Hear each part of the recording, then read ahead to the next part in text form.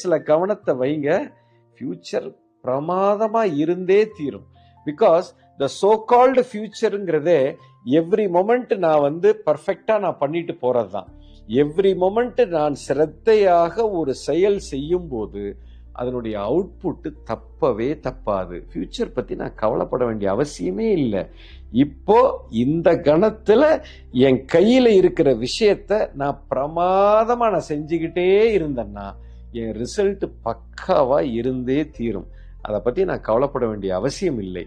இந்த மிகப்பெரிய உண்மையை ஒரு மனிதன் புரிந்து கொண்டான் என்று சொன்னால் அவனுக்கு பயம், அந்த இன்செக்யூரிட்டி, ஃபியூச்சர் அப்படிங்கிற ஒரு பயமே அவனுக்கு இருக்காது. இதுவே உங்களுக்கு ஒரு பெரிய வெற்றியை கொடுக்கும். வெற்றியை பத்தி, வெற்றி தோல்வியை பத்தி கவலையே படாதீங்க. ரிசல்ட்டை பத்தி பார்க்காதீங்க.